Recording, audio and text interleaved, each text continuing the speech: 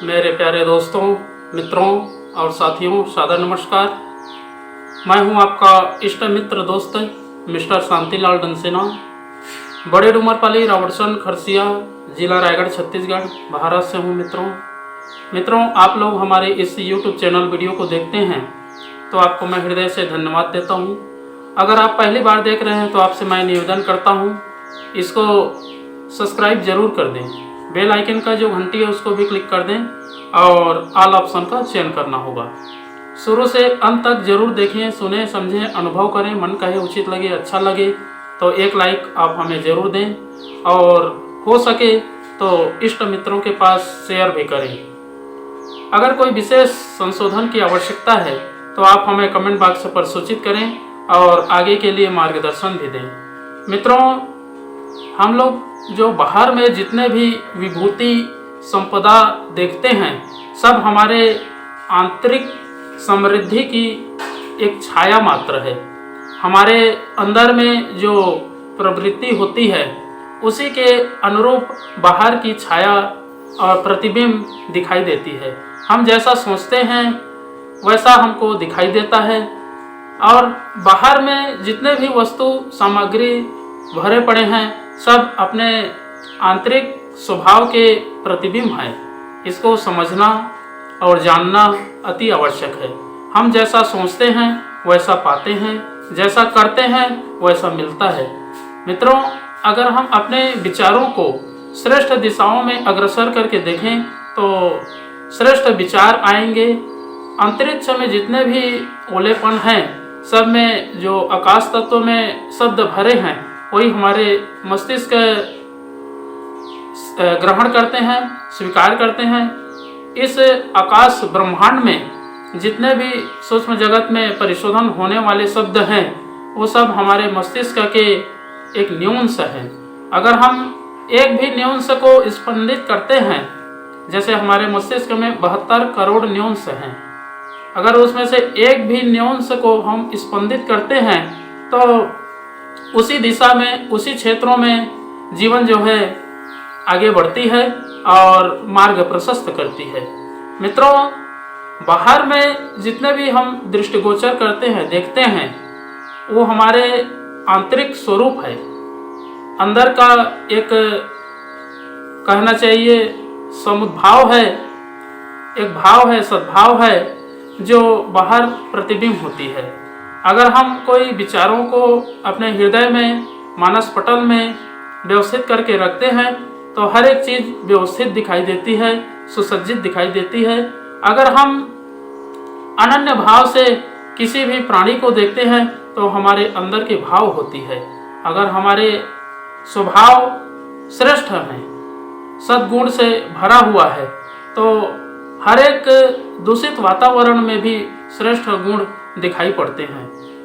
और बाहरी संपदा ही आंतरिक विभूतियों का कारण होती है।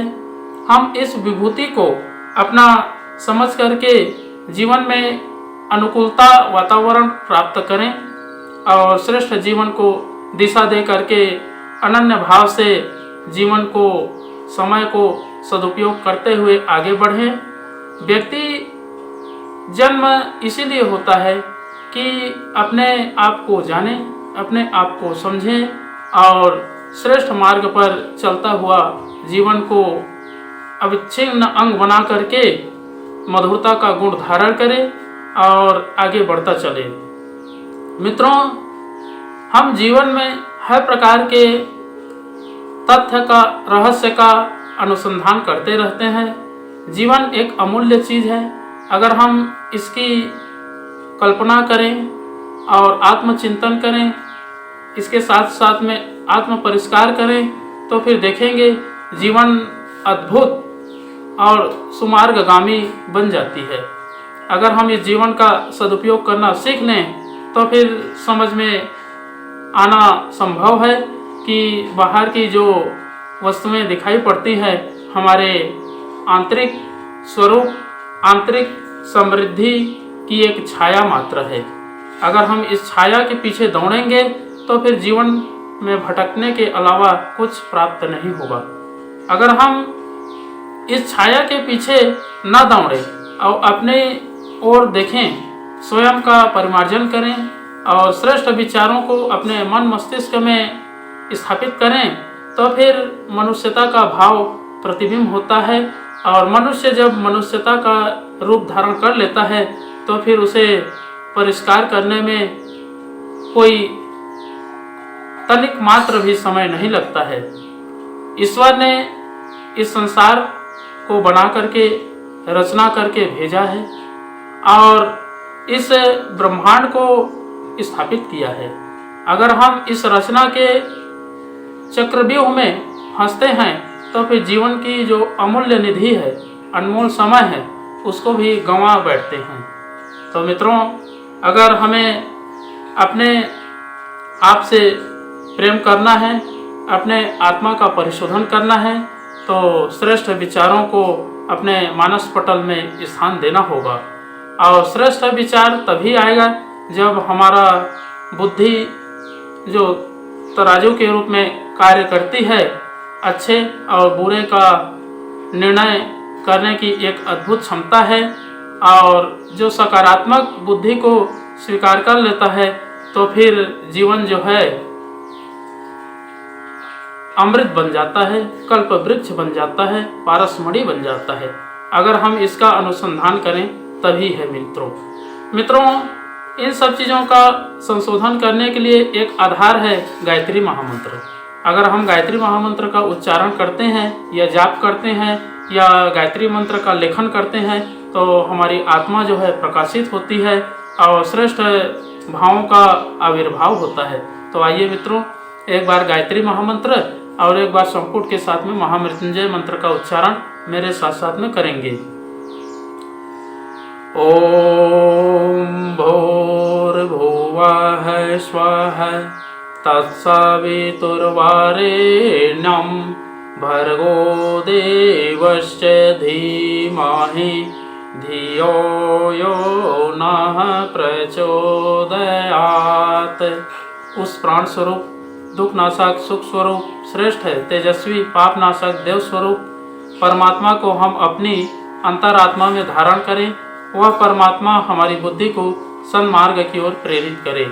ओम हौम जौम सह ओम भूर्भुवस्वः ओम त्र्यंबकं यजामहे सुगंधिं पुष्टिवर्धनम् उर्वारुकमिव बन्धनान् मृत्युर्मुक्षीयमामृतात्। ओम स्वः भुवः भुः ओम सः जौं हौं ओम मृत्युंजय महादेव त्राहि मां शरणागतं जन्म मृत्यु जरा व्याधि पीड़ितं कर्म बंधनाय। ओम असंभवं संभव कर्तुमुद्यतं प्रचंड झंझावृतिरोध सक्षमं युगस्य निर्माण कृते समुद्यतं परम महाकालमं नमाम्यहम्। ओम अस्तो मा सद्गमय तमसो मा ज्योतिर्गमय मृत्युर्मामृतं गमय। परम पूज्य गुरुदेव, वेद मूर्ति, तपोनिष्ठ, युग दृष्टा, युग प्रवर्तक, युग ऋषि पंडित श्री राम शर्मा आचार्य जी, परम वंदनीय माता जी भगवती देवी शर्मा जी और आद्य माँ गायत्री माता, धरती माता, भारत माता, प्रकृति, पर्यावरण, सूर्यदेव, महाकाल भगवान, सरस्वती माँ, लक्ष्मी माता, सभी ग्रह नक्षत्र, अखिल विश्व ब्रह्मांड के सभी देवी देवताओं के सूक्ष्म संरक्षण में उपस्थित सभी हमारे प्रिय, आत्मीय, आदरणीय, सम्माननीय, परम हितैषी जितने भी यूट्यूब चैनल के माध्यम से वीडियो देख रहे हैं, ऐसे परम देवतुल्य भाइयों, देवी स्वरूपा माताओं, बहनों, आप लोगों को मेरा सादर प्रणाम। ऋषि चिंतन के सानिध्य में से आज का जो एक बहुत ही अनमोल महत्वपूर्ण सुविचार है आपके पास लेकर के प्रस्तुत करने का प्रयास कर रहा हूँ। आज का सुविचार है मित्रों, बाहरी संपदा आंतरिक समृद्धि की छाया मात्र है। बड़ा अद्भुत और अनमोल सुविचार है। लोग न जाने कितनी कितनी इच्छा आकांक्षाएं संजोए रहते हैं, कितनी कामनाएं करते और कितनी योजनाएं बनाते हैं, पर यह भूल जाते हैं कि इस संसार के बाजार में हर सफलता हर किसी के लिए खुली होने पर भी यह शर्त तो है कि जिसके पास अपना कुछ होगा उसी को दुकान से मनपसंद चीज़ें खरीदने की सुविधा रहती है। जेब खाली हो तो भला किस बाजार से किसे कुछ खरीदने का अवसर मिल सकता है। ललचाने, मन चलाने और हाथ मलते हुए वापस लौटने वाले अक्सर खींचते और दुकानदारों पर दोष लगाते हैं, पर वे यह भूल जाते हैं कि संसार दानियों और भिक्षुकों पर नहीं, श्रमिकों और व्यापारियों की रीति नीति पर चल रहा और टिक रहा है।